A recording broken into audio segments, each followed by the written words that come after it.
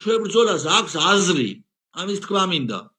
ჩვენ რაც უფრო ვიბრძოლებთ, ვიმოქმედებთ, არ გავჩერდებით. ეს ხალხი მართლა უნდა დაიღალოს. ადამიანებთან ის მასა, რომელსაც სულ ცალფეხსეკიდია ქვეყნის ბედი, ჩვენით უნდა დაიღალონ. მეტი გამოსავალი არ არის, ეგენ უნდა დაიღალონ ჩვენი ყურებით. ჩვენი ახმაურით, ჩვენი აქტივობით უნდა დაიღალონ და ბიჭო მართლა ხო და გავაკეთოთ თუ არ გვაყენებენო.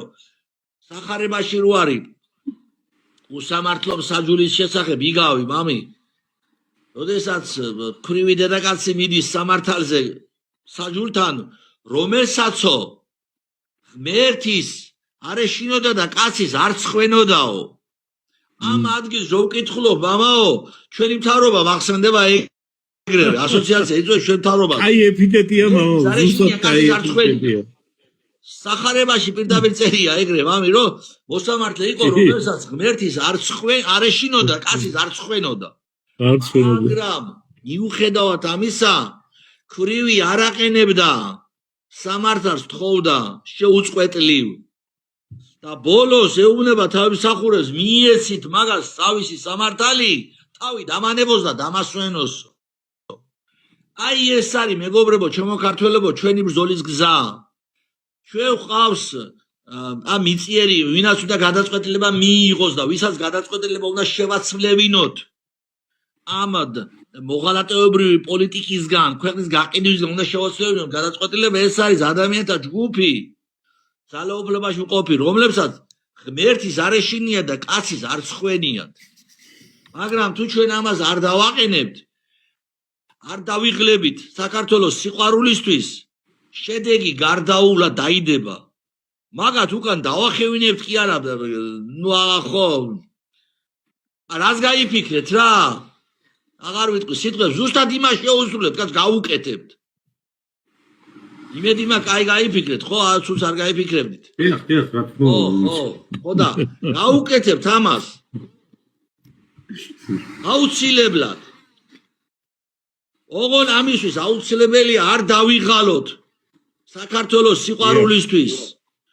არ დავიღალოთ იმისთვის, რომ ერთმანეთის გვერდში დგომია და ის გეგმაზომიერი ნაბიჯ წინ სულისთვის, ამისთვის არ დავიღალოთ. ვინცა ხართ დარჩენილი საქართველოზე შეყვარებული ხალხი.